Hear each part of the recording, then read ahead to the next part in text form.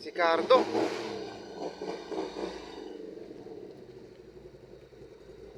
Oh, bulag ka, no? Akala mo si Cardo Dalisay. Oh boss, kala ko nga si Cardo. Ganda ng tunog ah. Ganda ng motor. Anong motor yan? Ah, ito nga pala. Ang bagong FKM Victorino 250i. Ayan, makikita natin. Tara, silipin natin yung features. Sige boss. Okay.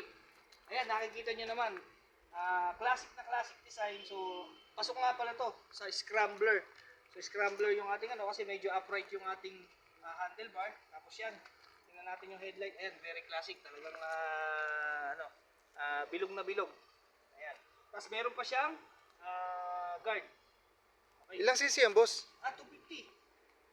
Maganda yung Ayos. tunog, di ba? Oh boss. Dahil naka V-twin engine to. Ayan. Ayos. Silipin natin yung makina. Ayan.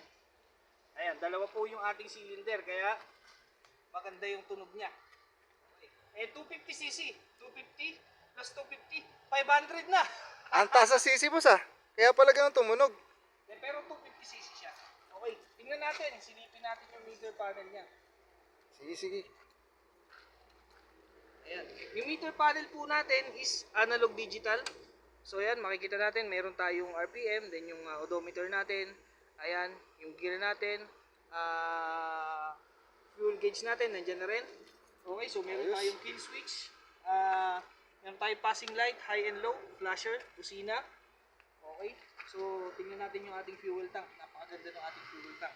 Very muscular yung dating ng ating fuel tank. Tapos ito, tingnan nyo to guys. Napakaganda ng design niya. Napakaganda. Very classic. Ayan. Siyempre, ang ating upuan. So, mapapansin nyo, medyo pataas dito, no? Para hindi malaglag yung angkas ng babae. Ha? Ayos yan boss ah. Siyempre, para ano. Okay. Tapos, ito pa guys. Tingnan nyo yung kanyang tail light. Ayan. So, kung sinusundan mo tong motor na to, kung sinusundan mo yung motor na yan, talaga naman, alam mo na classic bike siya. Yun.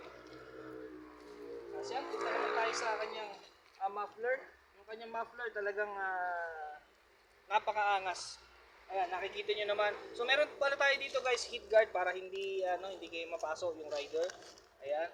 So andito yung ating mga sensors. So yun, talagang napakaangas ng build. Okay. So para naman sa inyong kaalaman guys, 250cc. 250cc yung ating new Victorino. Ang top speed nito guys is up to 130 kph. So Mabilis na rin, boss. Marami nagtatanong. Yung 130 na yun. Boss, mas matulin pa daw yung Raider 150 dyan. Kasi si Raider kayang tumakbo ng 140 to 150. Pero, hindi naman ito pang racing. So, classic bike tayo.